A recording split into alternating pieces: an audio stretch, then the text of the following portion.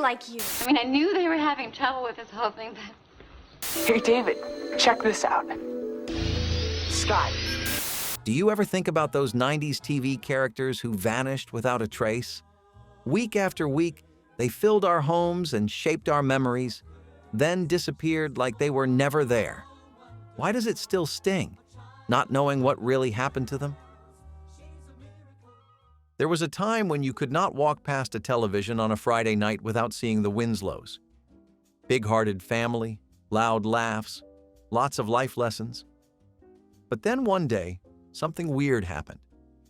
Judy, youngest of the Winslow clan, just kind of stopped existing. No exit, no send-off, no final hug at the kitchen table. One episode she was there, the next she was not. And if you blinked, you might not have even noticed it right away. That is how quietly it happened, like someone deleted her from the family portrait and nobody mentioned it ever again. It was not just that Judy was a cute side character. She was family. She was part of the rhythm of the household, the tug-of-war between siblings, and the charm of those early seasons.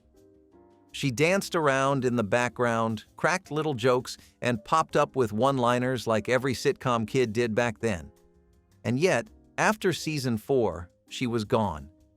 No dramatic storyline, no special episode, just gone, like she had never been there. Even stranger, everyone just moved on. Carl, Harriet, Laura, Eddie. Nobody ever looked around and asked, "Hey, where is Judy?" The truth behind the scenes? Budget cuts and reshuffling. The actress, Jamie Foxworth, was written off with no plan to bring her back. It was one of those cold network decisions that somehow slipped through the cracks of a warm family show. But what gets people, what really sticks in your memory, is how little the show acknowledged it. A daughter disappeared, and the world of Family Matters just kept spinning like she had never even been born. For fans who grew up watching, it left a quiet kind of ache. Because it was not just Judy who vanished. It was the idea that every kid in a sitcom mattered equally, that no one got left behind in the narrative. You wanted to believe that a show about family would not forget one of their own, but they did. And even all these years later, we are still wondering why no one said goodbye. If you remember that 70s show, then you probably remember Donna. Red-haired, tough, no-nonsense, and the on-again, off-again love interest of Eric Foreman. But do you remember that Donna had a sister? Tina. She appeared exactly once, then disappeared into the Wisconsin mist, never to be mentioned again. Tina Pinchotti was introduced in season 1. She had the look, the vibe, and even a snarky comment or two. It looked like she was going to be a recurring part of Donna's life, maybe even part of the gang someday. But she vanished so quickly, you would think she was a deleted scene someone accidentally left in the pilot. No follow-up, no explanation, just one and done. Now, television has always had a strange relationship with continuity, especially in sitcoms. Characters come and go, timelines shift, and houses sometimes get new layouts between seasons. But there is something especially eerie about introducing a sister, a full-blown sibling, and then acting like she never existed. Viewers were left scratching their heads. Did they write her out? Did the writers forget she was even there? Or was this some kind of long-running joke we just never got let in on? The showrunners later admitted that Tina was a one-time character they decided not to pursue. They felt Donna worked better as an only child, so instead of crafting a proper send-off, they just erased her. But for anyone paying attention, that made the fictional world feel a little less real, because real families do not just lose daughters and move on like nothing happened. It was like stepping into a house that looked lived in but had something missing, like a photo taken off the wall, leaving behind just the nail. In a show full of outlandish situations, teenage angst, and 1970s nostalgia, Tina's disappearance was a moment of strange silence. No goodbye, no plot twist, no memory, just absence. And that kind of erasure hits different, especially when you watched with your own siblings by your side. You could not help but wonder, how does a sister vanish without a trace, and nobody even flinches? Now here is a mystery that still gets brought up in online forums, fan chats, and nostalgic rants from people who grew up on Step by Step. Brendan Lambert. He was the quiet one, the youngest son from Frank's side of the blended family. And somehow, somewhere between the backyard scenes and the dinner table jokes, he just disappeared.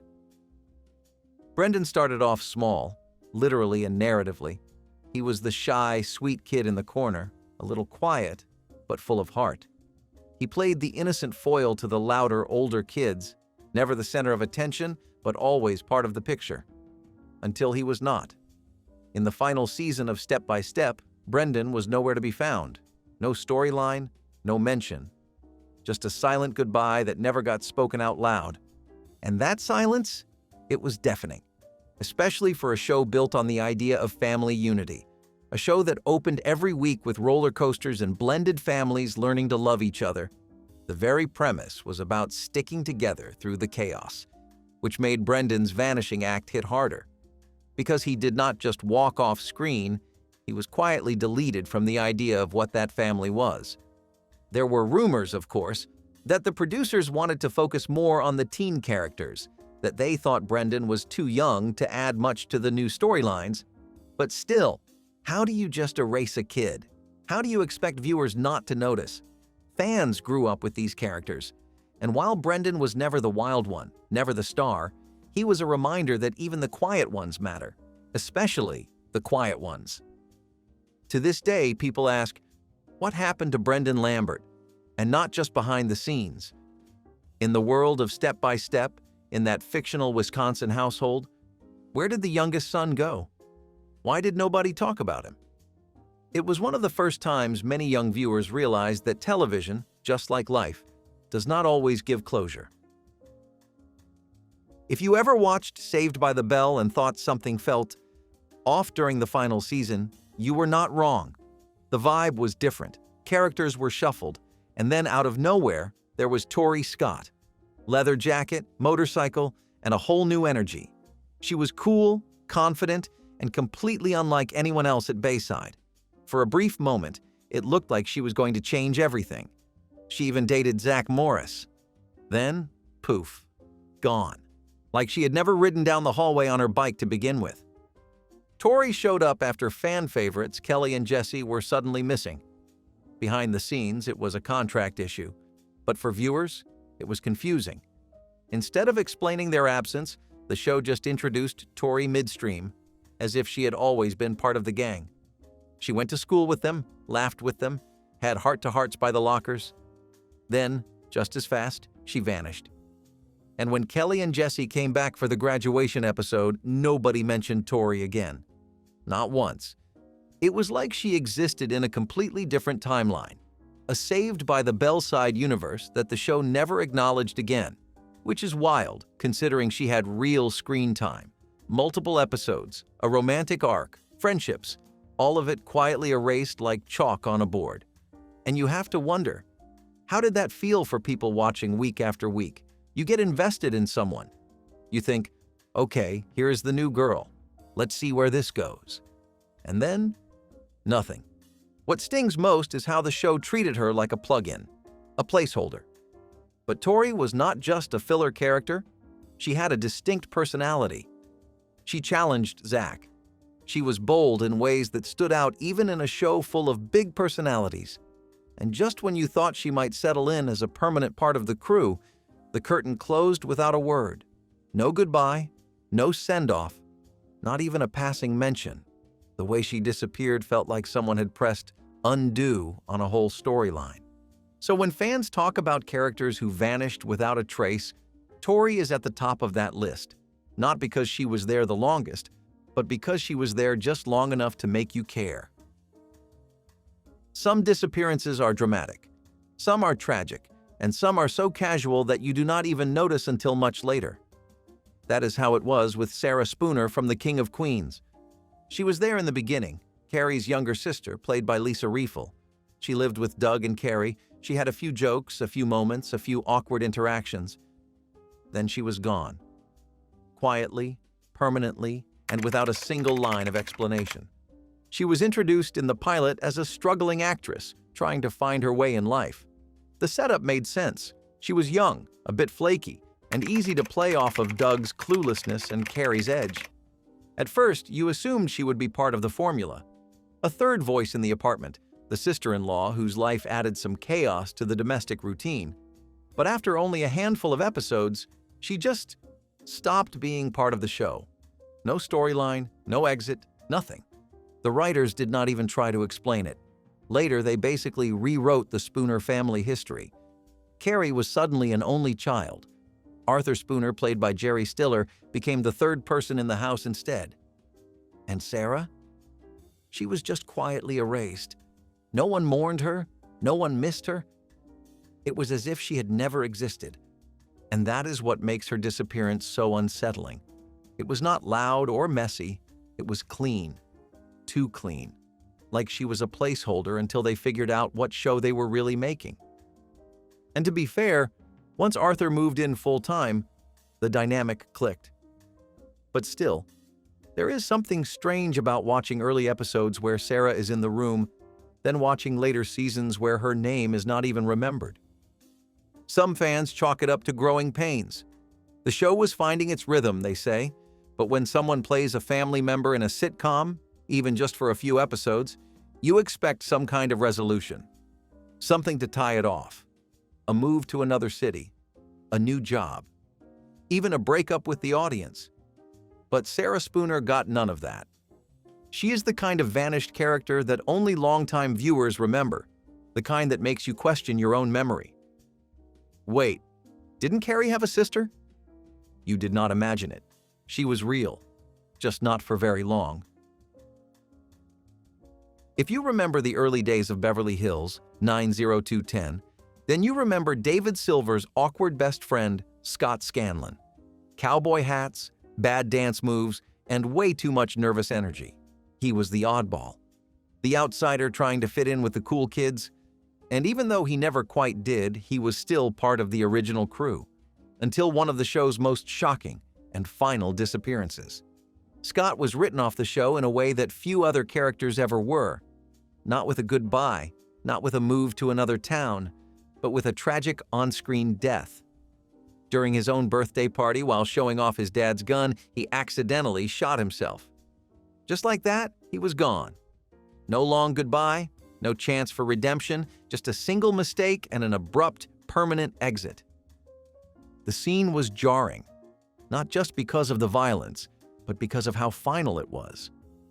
Scott was a character who had always lived on the edges of the group, someone who wanted to be accepted, but never really was. His death was framed as a cautionary tale, a warning about gun safety, but for many viewers, it felt more like a harsh narrative punishment for not fitting in. And after that, the show barely mentioned him again. David grieved for a few episodes. There was a somber funeral. Then the storyline moved on. Fast, too fast, as if Scott's entire arc had just been a setup for that one tragic moment, as if his only purpose was to die and be forgotten. But the truth is, Scott Scanlan's disappearance hit harder than most. Because it was not just that he was removed from the show, it was how he was removed. So abruptly, so violently, and with so little reflection afterward. Fans were left stunned, not because they were particularly attached to Scott, but because the show's response felt cold, like he had been written out of the story and the memory of everyone in it. Today, Scott is rarely mentioned in retrospectives or reunions, but if you watch those early episodes, you remember him, the kid who danced too hard, talked too fast, and never quite fit in, the one who vanished in the most final way possible, and whose absence still echoes in the silence that followed. Even if you never watched Happy Days during its original run, chances are you caught a rerun, or 10, during the 1990s. It was one of those shows that felt baked into television itself. And in the very beginning, the Cunningham family had a big brother. His name was Chuck. He liked basketball. He was tall, quiet, and a little aloof. But he was there, sitting at the dinner table, walking in and out of scenes. Then suddenly, not. Chuck Cunningham disappeared, and no one on the show ever said a word about it. That might sound like a small thing, but think about it. He was Richie's brother, Joni's older sibling, a son in the house, and he just vanished without any sort of farewell. No college storyline, no accident, no military draft, just gone. One day he went upstairs to his room, and rumor has it, he never came back down. That line has since become a punchline of its own, but the disappearance was no joke to viewers back then. It was confusing, and it felt wrong. Behind the scenes, the showrunners quietly dropped Chuck from the script and never looked back. They rewrote the family as having only 2 kids, and in later episodes, Richie was referred to as the oldest. The audience was simply expected to forget that Chuck had ever existed. This was not just a character quietly exiting. This was a full-on erasure, and that is where it gets unsettling. It was like watching your own family photo change while no one else noticed. The impact of Chuck's vanishing went far beyond Happy Days itself. It became a pop culture reference, a metaphor. Pulling a Chuck Cunningham now means writing off a character with zero closure. And somehow, he became more famous for disappearing than for anything he ever did on the show. That is a strange kind of legacy. But for those who grew up with the reruns, his absence still feels weird. Happy Days was supposed to be about the strength of family, the kind of show that made you want to have pancakes on a Saturday morning. So when the show quietly erased one of its own, it hit deeper than anyone expected. Chuck may have started as a background character, but in vanishing without a trace, he became unforgettable. If you were watching The Nanny during its early seasons, you probably remember Maggie Sheffield's grandmother. Elegant, composed, a little intimidating, and always full of biting one-liners. Maggie was Maxwell's mother, and the kind of character who made every scene feel just a bit more upscale. Her name was also Maggie, just like her granddaughter. And for a while, it felt like she might be one of those recurring figures that would help balance Fran's chaos with some proper upper-class tension. But then, she was gone. Not with a bang, but with a hush. Maggie Sheffield appeared in a handful of early episodes, often arriving with critique and posture and everything in between. She brought the British flair, she raised the stakes, and you always got the sense that she had lived 1,000 lives before stepping into that Manhattan townhouse. She was not warm, but she was sharp, and she gave Maxwell a dose of vulnerability, because even a Broadway producer gets nervous when his mom shows up. But after a few episodes, she vanished without explanation. There was no mention of her moving, no letters from London, no dramatic family rift. She simply stopped being written into the show, and from that point forward, the Sheffield household existed without her. Later storylines included plenty of family drama, but somehow, not a single reference to the matriarch who once held court in their home. For a series built around loud personalities and complicated dynamics, the silence around Maggie's disappearance was deafening. It is even more strange when you consider how much the nanny loved to revisit characters. Fran's entire extended family made constant appearances. Siblings, cousins, even distant aunts showed up for an episode or two. So for Maxwell's mother to be erased so cleanly, it stood out, and not in a good way. Some behind-the-scenes speculation suggests that the writers wanted to focus more on Fran's background than Maxwell's. Others say the actress had scheduling conflicts. But whatever the reason, viewers were left with another "what happened" moment. One more thread left dangling. In a show full of high heels, higher hair, and heartwarming chaos, Maggie Sheffield's vanishing felt oddly cold. She walked into the world of the nanny with poise, and walked right out of it with nothing more than an awkward silence. If you remember Martin, then you remember Gina. Loud, beautiful, stylish, and not afraid to go toe-to-toe with Martin himself. She was his partner, his equal, and one of the most iconic characters in 1990s television. But there is another Gina who disappeared long before the final credits rolled. Gina's best friend, Gina's sidekick, Gina's +1. Her name was Pam's, and she stuck around. But where did the other women in Gina's circle go? More specifically, where did her early friend group vanish to? In the early seasons, Gina Waters was never just Martin's love interest. She was surrounded by friends, co-workers, a whole little world of her own. They hung out, dished gossip, and gave her someone to be around when Martin was busy yelling into his radio mic. But as the show went on, the background characters that helped build Gina's personal world faded out, and no one ever said why.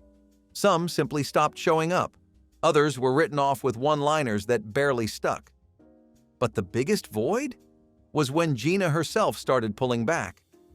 As many fans know, things got complicated behind the scenes. Tisha Campbell, who played Gina, left the show temporarily during the final season due to allegations against co-star Martin Lawrence. When she returned for the series finale, they did not share scenes, and the chemistry that had once defined the show felt fractured, distant, incomplete. But even before the legal tension spilled out, Gina's role had begun shrinking. The fire, the spark, still there, but the show had started reshaping itself around Martin's characters and comedy skits. Gina became less of a co-lead and more of a supporting player, and by the end, she was almost a memory of herself, quietly present, but no longer at the center. The emotional weight of her character's fading role was felt by anyone who had followed their love story from day one. Viewers were not just watching a couple drift, it felt like a whole piece of the show's soul was missing. And that hurts, especially when you remember how much she grounded the show in something real. Gina Waters may not have vanished in one episode, but the way she was pulled from the spotlight, slowly, silently, and without closure, left just as much of a mark. In the very first episode of Friends, we met Carol Willick. She was Ross's ex-wife, the mother of his child, and the start of one of the show's earliest plot lines. Her coming out, her new relationship with Susan, and the arrival of baby Ben, it all set the tone for Ross's character and gave the show some of its earliest depth. Carol was funny, sharp, and kind, even if she and Ross were always a little awkward around each other. But somewhere between those early seasons and the long stretch that followed, she faded. Slowly, quietly, until one day, Carol Willick was just gone. She did not get a send-off. There was no emotional goodbye. No final co-parenting scene or acknowledgement that she had once been a major part of the story. One season, she was helping Ross navigate parenthood. The next, she was background noise. After that, not even that. Ben would show up occasionally, but Carol, it was like she stopped existing in the Friends universe. What makes this disappearance even more bizarre is how pivotal she once was. Her relationship with Susan was groundbreaking for network television in the 1990s. It was not always handled perfectly, but it was visible, honest, and important. Carol and Susan co-parented with Ross. They attended school events, they had dinner scenes, and then suddenly, they did not. The truth is, Friends slowly turned away from the outside world. It narrowed its focus to the core six. Anyone not in that inner circle, Carol, Ben, Susan, got less and less screen time. And eventually, none at all. It was a creative decision. But to longtime viewers, it felt like watching a family photo get cropped tighter and tighter until half the people were gone. Carol's disappearance hits especially hard because she was never just a one-note side character. She had agency, a life, a home, and she was part of a story that mattered. Her vanishing left a strange emptiness behind, especially for people who tuned in every week, waiting to see how Ross would grow as a dad. He did not, at least not on screen. Carol Willick helped start the Friends story, but the story moved on without her, and in doing so, left a piece of itself behind. Denise Huxable was never one to follow the rules. That was her charm. Played by Lisa Bonet, she was bold, stylish, unpredictable, and way ahead of her time. She made The Cosby Show sparkle in its early seasons, and when she got her own spin-off, A Different World, it felt like a natural evolution. We were going to follow Denise into college, watch her grow, and maybe even find herself. But what we got instead was a vanishing act that still feels strange decades later. Denise started college at Hillman in season 1 of A Different World, and she brought all her messy brilliance with her. But behind the scenes, things were rocky. Creative differences, production shifts, and after just one season, she was gone. No epic departure, no long goodbye. Just a quick line in season 2 that said she left school, and that was that. from star to ghost in less than a year. Then came her unexpected return to The Cosby Show. No college degree, no Hillman stories, just back at home, now married, with a stepdaughter in tow. The transition was abrupt, and the show never really filled in the blanks. What happened at Hillman? Why did she leave? How did she meet her husband? Viewers were left to connect the dots themselves, and most of them never connected at all. The way Denise drifted in and out of the narrative was unusual even by sitcom standards. She was a fan favorite, a cultural icon. But the shows that featured her seemed unsure how to write her. One moment she was front and center, the next she was fading into the background or gone entirely. And each time the audience felt the absence, because Denise was more than just a Huxtable. She was a vision of freedom, of nonconformity, of what it meant to figure things out your own way. Her character deserved more time, more clarity, more care. Instead, she was passed between shows like a plot device, and then, eventually, written out altogether. No final arc, no real goodbye, just a flicker of brilliance. And then silence. For anyone who grew up watching her, the question still lingers. What happened to Denise? You could always hear Sylvia before you saw her. Fran's mother on the Nanny was loud, overbearing, dramatic, and perfect. She made entrance after entrance with huge hair, louder outfits, and a bag full of unsolicited advice, and she always had a snack in her purse. Sylvia Fine was as much a part of the show's DNA as Fran's voice or Maxwell's eyebrows, but near the end, Sylvia's appearances thinned out, then stopped entirely. In the early seasons, Sylvia was a staple. She showed up at the Sheffield mansion like she owned the place. She played matchmaker. She scolded Fran. She hovered like only a sitcom mother can. But she also made things feel real. She was a connection to Fran's roots, a reminder that behind the glitz of upper-class life was a close-knit, loud, Queens-based family that could not be ignored. Sylvia brought depth. She brought grounding. And, let's be honest, she brought a lot of lasagna. So what happened? By the time the final season rolled around, Sylvia had quietly faded. No big send-off, no tearful goodbye. Just fewer and fewer appearances until she was gone.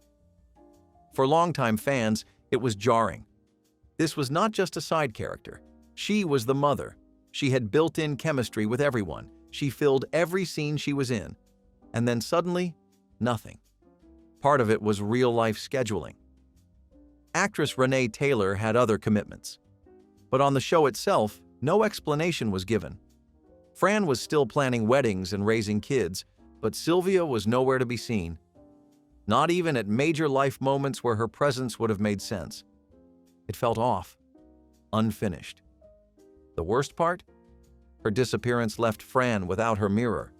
Sylvia was more than comic relief. She was Fran's echo. The two of them bounced off each other fast and loud, like a vaudeville act wrapped in hairspray and love.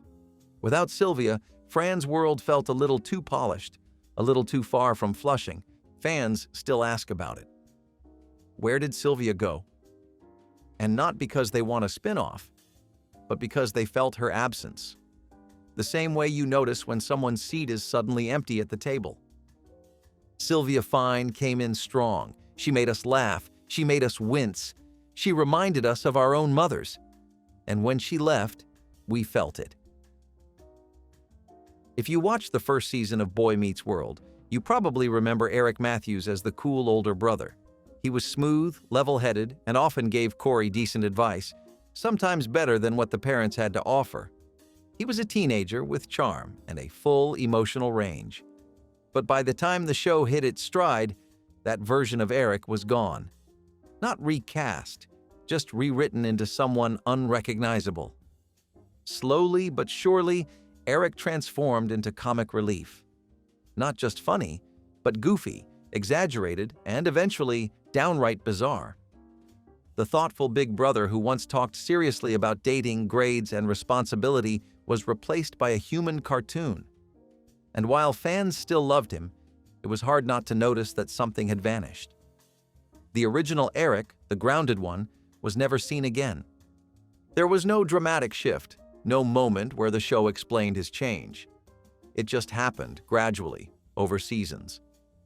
Writers leaned into the laugh, and the depth quietly faded away. But for early fans, the loss was real. That first Eric felt like someone you could learn from, someone you could trust. By the end, he was more punchline than person. It is strange when a character stays, but a version of them disappears. You are left watching the same face, but not the same heart. And for those who grew up with the original Eric, it felt like saying goodbye to a big brother without knowing you had. Jake Jagielski was not supposed to stand out. He was a side character on One Tree Hill, quiet, reserved, and just trying to raise his baby daughter alone. But something about him stuck. In a town full of drama and betrayal, Jake felt real, grounded, gentle, the kind of guy who made you believe good people still existed on television. He connected with Peyton, he calmed Lucas. He brought something soft to a show that was always running high on intensity, and fans loved him for it, which is why his slow disappearance felt so wrong. One minute he was building a future. The next he was gone. Off to Florida. Then just nowhere. There was no farewell arc, no real closure. He popped up a few more times, but always as a maybe, a whisper, a memory, and then nothing. The writers chose other storylines, bigger drama, more fireworks.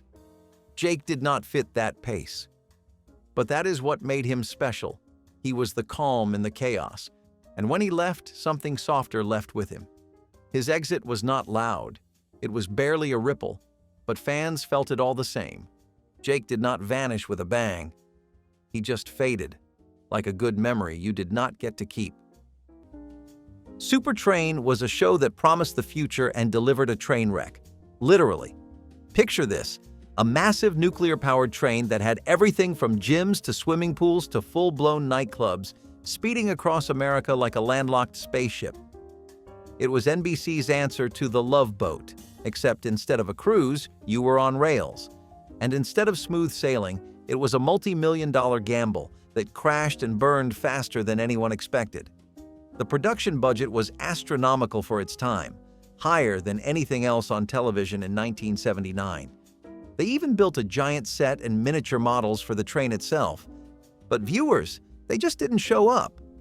The stories on board were supposed to be romantic and dramatic and weekly anthologies, but the scripts were flat and the characters forgettable. It aired on Sunday nights, and NBC had high hopes that it would become the next big thing. Instead, Super Train became the poster child for overambition.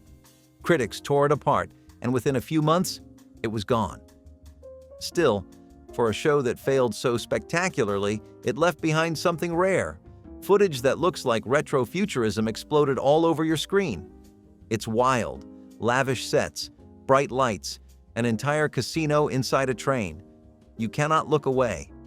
It's hard not to respect just how bold it was, even if it collapsed under its own weight. Super Train was flashy, short-lived, and unforgettable for all the wrong, and maybe just a few right, reasons. What happens when a television show pushes the boundaries so far that it disappears before anyone can even finish watching it? That is exactly what happened with Turnon, a sketch comedy experiment that went down in history for being canceled mid-broadcast. Designed to be cutting-edge and experimental, it was supposed to capture the wild, liberated spirit of the late 1960s.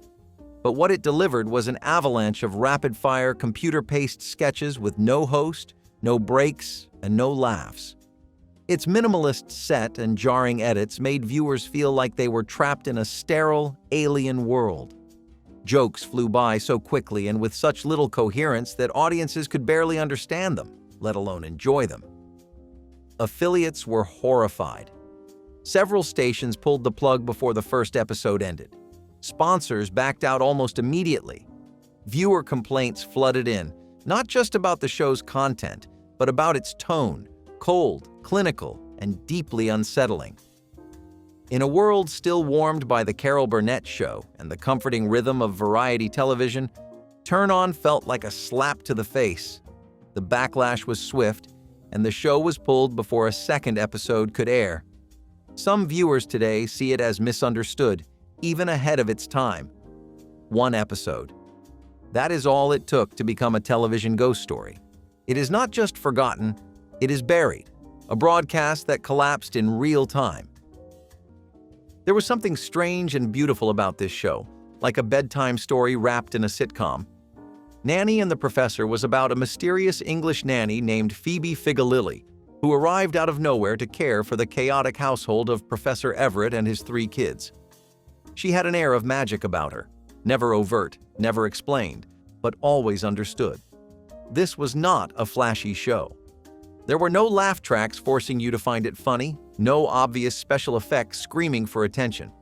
Instead, it asked you to believe, to trust that sometimes the people who save us do not come with explanations. They just show up quietly, like Nanny did, and make life a little better without asking for anything in return. There were whispers that she was psychic. Some thought she was a witch, but it never mattered. What mattered was that she taught 3 kids and a tired, widowed professor how to feel joy again. And for a brief moment in television history, that kind of emotional rescue was enough. When the show ended after just 2 seasons, it left behind a strange sense of unresolved wonder. We never found out who Nanny really was. Maybe that was the point. Some people are not meant to stay. They just pass through when you need them most. Like a childhood memory you can almost remember, but not quite. The Texas Wheelers was a sitcom that aired for a blink in time, just 4 episodes in 1974 before it disappeared from the airwaves. It told the story of a widowed father, Zach Wheeler, played by Jack Elam, trying to raise his 4 kids in rural Texas after returning home. The tone was rough around the edges but warm at the core, an unusual blend of grit and sentiment. One of the kids was played by a young Mark Hamill just before the world would know him as Luke Skywalker. But even that bit of trivia was not enough to save the show.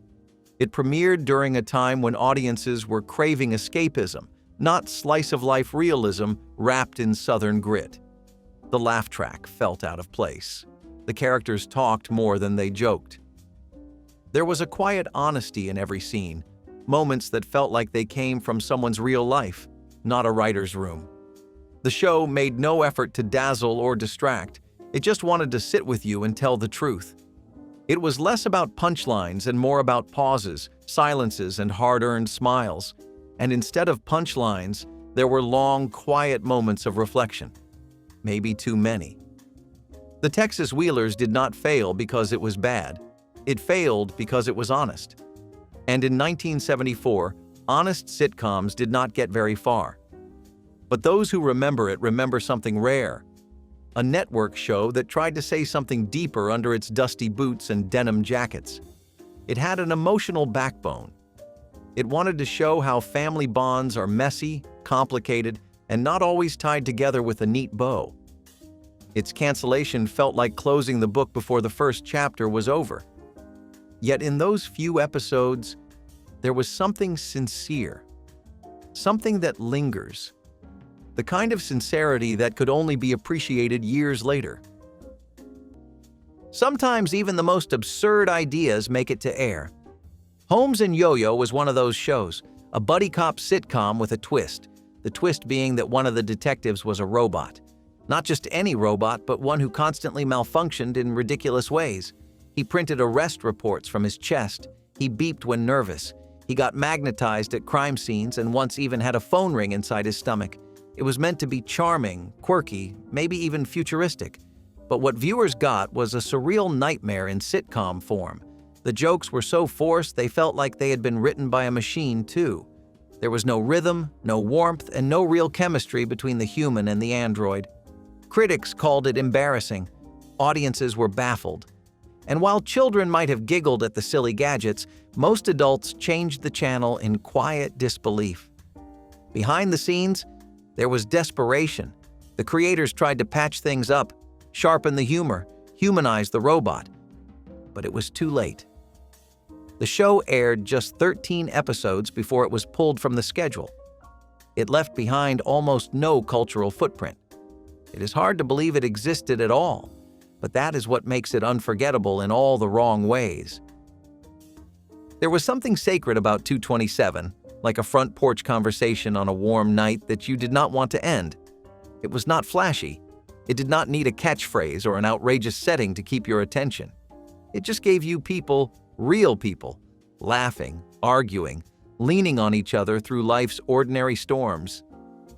Centered around Mary Jenkins and her neighbors in a Washington, D.C. apartment building, 227 gave African-American family life the center stage it had long been denied. And it did it with humor, grace, and strength. Mary was sharp and fiercely loyal, with a side eye that could shut down a room. Sandra Clark, her glamorous, sassy neighbor, lit up the screen in high heels and higher drama. But what made 227 matter was not just the characters, it was the culture it celebrated. Sunday dinners, hallway gossip, community struggles. It showed Black joy and Black resilience in a way that felt honest and rare. For many families, this was the first time they saw themselves on screen not as sidekicks or stereotypes, but as the stars. And yet, 227 quietly vanished. It ended not in scandal or protest, but in silence. The world moved on, and network television forgot the space it had once carved out. The stories stopped airing, but they never stopped mattering. Today, it is a name that gets a smile from those who remember, and a blank stare from those who do not. But for anyone who grew up with it, 227 was not just a sitcom. It was home. The Ben Stiller Show was where sarcasm met sincerity, sketch met structure, and comedy took a slightly weirder turn. It aired in various forms from 1992 to 1995, first on MTV and later on Fox, but barely lasted a season in either place. Still, for those who caught it, it felt like something new. Ben Stiller, then just beginning his rise, hosted and led the sketches, joined by future legends like Janeane Garofalo, Andy Dick, and Bob Odenkirk. The writing was sharp, offbeat, and unafraid to punch both up and sideways. It parodied pop culture with a precision that felt less like ridicule and more like dissection. But it was too niche, too weird, too smart for a mass audience that was still tuned into sitcom comfort food. There was a sketch where Ben played Tom Cruise in a fake action movie trailer, and it felt more accurate than the real thing. The humor was meta before meta was a buzzword. You weren't just laughing, you were being let in on a creative secret. Ratings never clicked. Fox pulled the plug, but the echoes of its style, fast edits, character-driven absurdity, and deep-cut satire are all over modern comedy. In many ways, it was a blueprint, a test run for what would become the tone of shows like Mr. Show, The Office, or even sketch segments on late night. The Ben Stiller Show proved that comedy could be thoughtful without being preachy, and even though it was gone in a flash, it left behind a creative footprint that never really faded. Few shows dared to be as gentle and raw as the Waltons. In a television landscape growing louder and flashier, this quiet drama about a rural Virginia family during the Great Depression and World War II was an act of rebellion.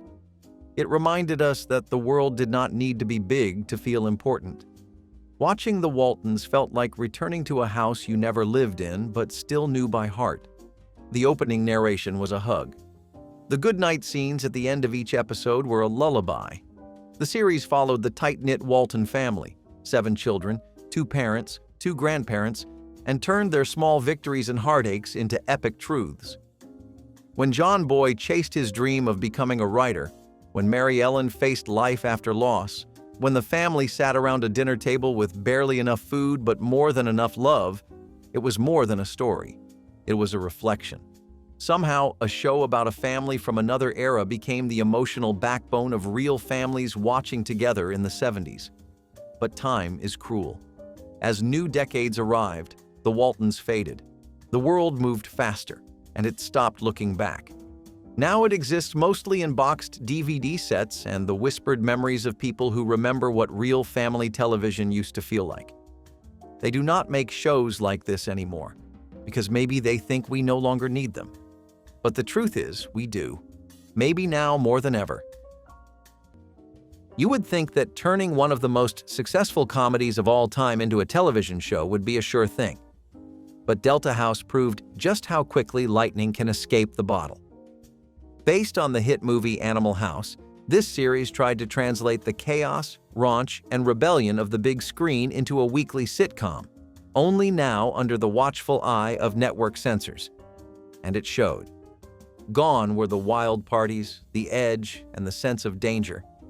What remained was a watered-down echo of what once made people howl with laughter. Some of the original cast returned, including John Vernon as the uptight Dean Wormer, but without John Belushi's magnetic presence, the show felt like a tribute act. The humor was neutered. The stories went nowhere. ABC hoped that the mere association with the movie would be enough to draw in fans, but those fans were not fooled. This was not the Animal House they remembered. Ratings started strong but fell quickly. The characters, once riotous and wild, now felt flat and safe. Within 13 episodes, the show was off the air. Critics called it forgettable. Even the network seemed eager to move on. Delta House became another example of how television sometimes strangles the very spirit it hopes to bottle. You cannot fake irreverence, and you definitely cannot sanitize rebellion. Today, it is a curiosity, remembered mostly by die-hard fans and trivia buffs, a show that tried to cash in on chaos and wound up lost in the quiet. Aliens in the Family was one of those shows that made you do a double take. Part puppet show, part live-action sitcom, it was a science fiction oddity that aired on ABC in 1996. It followed a blended family, half human, half alien, trying to live together under one roof. Think The Brady Bunch meets the Muppets, with a dash of outer space weirdness. It was colorful, chaotic, and completely offbeat, and audiences had no idea what to do with it. Children were confused, parents were indifferent, critics were baffled.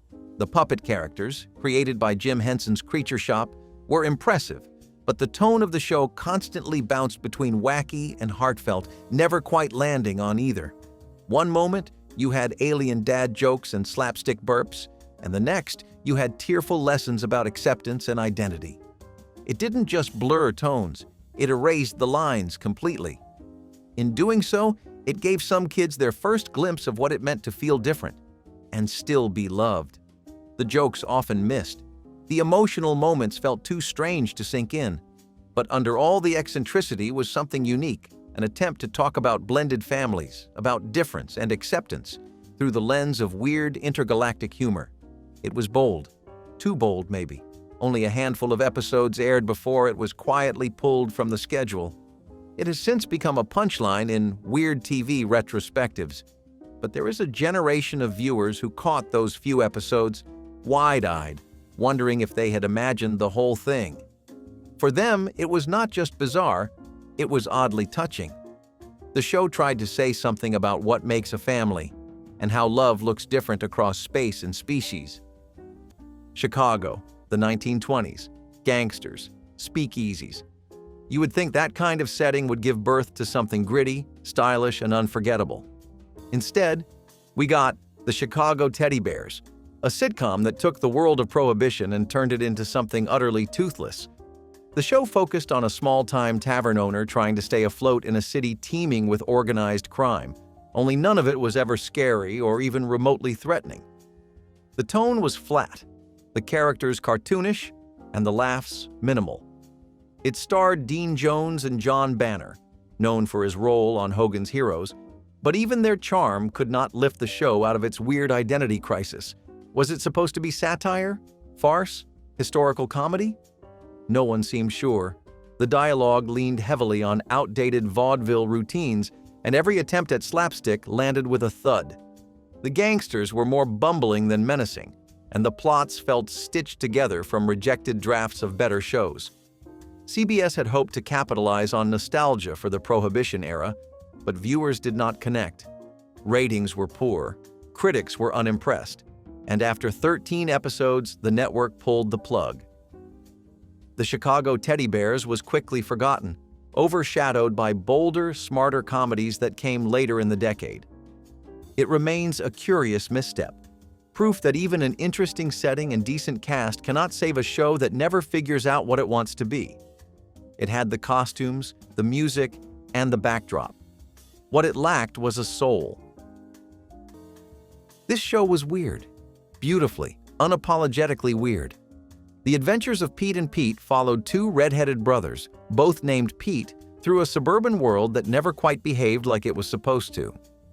Their town had superheroes, personal nemeses, dancing tattooed moms, and ice cream men who waged psychological warfare. It was childhood stretched into surrealism. Every story felt like it came from a dream you almost forgot, but remembered just enough to know it meant something.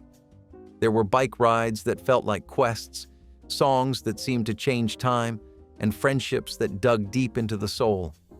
Little Pete was defiant and wild, a spark of rebellion. Big Pete was thoughtful and unsure, trying to figure out who he was becoming. Together, they made sense of a world that never did. The show never explained itself. That was its brilliance. It did not try to teach you a lesson, it just let you feel. Joy, confusion, sorrow, wonder. It trusted that you could handle that. And somehow, you always could. Pete and Pete vanished not because it failed, but because it did not fit the mold. Too poetic to be a kid's show, too silly to be called art. So it slipped between the cracks, like many beautiful things do. But if you ever saw an episode, really saw it, then you know it still lives somewhere deep inside your memory, right next to that weird summer day that felt like it meant more than it should have. The Many Loves of Dobby Gillis was not your average teenage sitcom. It aired from 1959 to 1963 and had one of the most unique voices of its time. This was a show about a lovesick young man who talked directly to the camera, breaking the fourth wall long before it became a storytelling trend. Dobby was charming, hopelessly romantic, and always entangled in some absurd scheme to win over the girl of the week. But what made the show stand out even more was the presence of Maynard G. Krebs, played by Bob Denver, a beatnik sidekick who recoiled at the word work and became a cultural icon in his own right. The show was funny, sharp, and smarter than it often got credit for. It touched on real themes of class, ambition, and teenage rebellion, all wrapped in a light-hearted, lovable package. Dobby wasn't a rebel or a genius. He was something rarer, a sincere dreamer. He wanted love, he wanted meaning, and he wanted it without irony. It was the first time television said it was okay to be awkward, poetic, and hopeful at once. And it let teenagers be foolish without making them the punchline. It gave American youth a voice, an oddball voice maybe, but a voice nonetheless. Over time, though, it was overtaken by louder, brighter comedies and the rise of more dramatic fare. Dobby faded into the background, his monologues forgotten, his daydreams replaced by different kinds of heroes. But if you watched it, really watched it, you remember the warmth, the honesty, the way it made being young feel both ridiculous and profound. There was a time when a television pitch like 5 fun-loving guys on a houseboat was enough to greenlight an entire series. That was the case with the San Pedro Beach Bums, a comedy about a group of carefree men navigating life, friendship, and misadventure from their floating home off the coast of Southern California. ABC hoped the easygoing vibe would charm audiences, offering something breezy and light in contrast to the heavier dramas of the time. But the result was a show that felt as aimless as its characters. The cast was likable, if underdeveloped. Each episode centered around antics that rarely built into anything memorable. Pranks, misunderstandings, and goofball schemes were the main menu items. It was a series that chased laughs without ever really earning them. The humor was broad, the stakes low. Even the location, a picturesque beach setting, felt underused. And with so many characters sharing the spotlight, no one truly stood out. Viewers tuned in expecting a blend of the Monkees and Happy Days. What they got was a sitcom without structure, floating from episode to episode without any clear direction. Critics called it lightweight and forgettable. Ratings were lukewarm. After just 10 episodes, the Bums were evicted from the network's lineup. The San Pedro Beach Bums became a footnote in ABC's late 70s programming, quickly buried under more successful shows that followed. It was not a disaster. It just never justified its existence. a sitcom that tried to coast on charm and ended up lost at sea. There was something disarmingly genuine about brotherly love. Maybe it was because the three brothers on screen, Joey, Matthew, and Andrew Lawrence, were real brothers in real life. Or maybe it was because the show never tried too hard. It just let the relationships speak for themselves. Set in Philadelphia, the series followed Joe Roman, a motorcycle-riding older brother who returns home after their father's death to help raise his two younger half-brothers and manage the family business. It was not flashy. It was not trying to reinvent the sitcom. It was just about a broken family trying to make things work. And somehow, that made it feel like everything. Joe was rough around the edges but protective. Matt was the overachiever with a heart too big for his age. Andy was the comic relief and the emotional glue. Together, they rebuilt more than just a business. They rebuilt trust. They rebuilt a family. Brotherly love hit differently because it did not pretend everything was fine. It showed grief without drowning in it, laughter without ignoring the pain, and it gave kids and parents alike a rare glimpse into what it means to show up for people, even when it is messy, especially when it is messy. The show was short-lived, barely 2 seasons, but it carved out a quiet place in the hearts of anyone who ever lost something and had to figure out how to move forward, one day at a time. Not all love looks perfect. Sometimes it just looks like 3 brothers under one roof, doing the best they can. The 20th Century Fox Hour was a short-lived attempt to bridge the golden age of cinema with the golden glow of television. Running from 1955 to 1957, it was an anthology series that adapted well-known films and original stories into hour-long television dramas. It was elegant, it was cinematic. It tried to carry the weight of the studio's name on its back and bring it straight into your living room. Each episode had a familiar polish to it, like watching a condensed movie but with all the grandeur still intact. Famous stories were trimmed down to fit into 60 minutes, and new dramas tried their best to live up to the brand that preceded them. Some succeeded, some did not. But even when it missed with grace. The lighting, the music, the framing, it all felt like a miniature film festival delivered to your living room. You did not watch it to laugh or relax, you watched it to watch. It reminded people that television could be art, not just noise. But every Sunday, viewers knew they were getting something a little more refined, a little more serious. In a world of variety shows and slapstick, the 20th Century Fox Hour felt like a whisper from the movie theater down the street. It was classy without being cold, dramatic without being dull. But the formula proved hard to sustain. The rise of sitcoms, westerns, and science fiction made its slower pacing feel out of step. Eventually, it quietly faded, unable to compete with the flashier new kids on the block. But it left behind a strange elegance, a kind of dignity that other shows rarely aimed for. The concept was pure late 60s brilliance. A group of idealistic college students crash land on a mysterious island where the adult world no longer exists. No teachers, no parents, no government, just a blank slate to rebuild society from scratch. The new people was meant to be bold, a mirror held up to the counterculture generation. It blended themes of Lord of the Flies and Gilligan's Island, but with a serious tone and moral undertones. And yet, for all its ambition, the show never really worked. It aired on ABC as part of a half-hour drama experiment and never had time to breathe.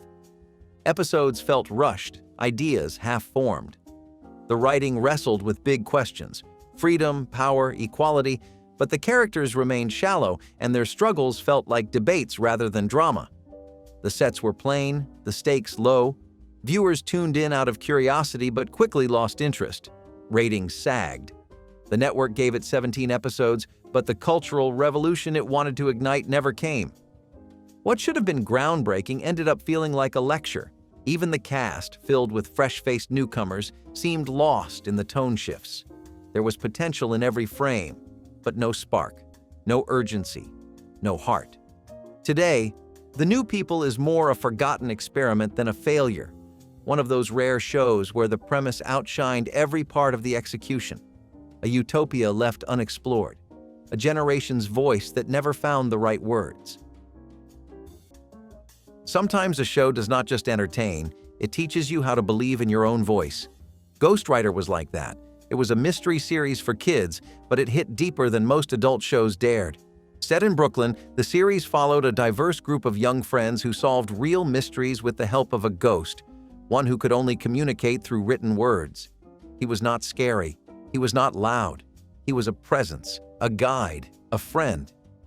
And through him, Ghostwriter taught an entire generation that reading and writing were not just school assignments, they were power. The characters, from Jamal to Lenny to Alex and Gabby, were smart and real. They dealt with school pressure, identity, and fear, and still found time to solve crimes in their spare time. The show respected its viewers. It never talked down to kids. It treated them as thinkers, as questioners, as collaborators in a world that often overlooked their voices, and that made it feel like magic. But for all its quality and meaning, Ghostwriter never got the love it deserved. Maybe it was too educational. Maybe it was too sincere. Whatever the reason, it vanished after 3 seasons, leaving behind a trail of haunted keyboards and half-remembered clues. Still, for those who watched, it lit something inside. A belief that your words mattered, that your questions were worth asking, and that maybe, just maybe, something unseen was always helping you figure it all out. Which disappearance hit you hardest? Tell us in the comments, like the video, and subscribe to keep the memories alive.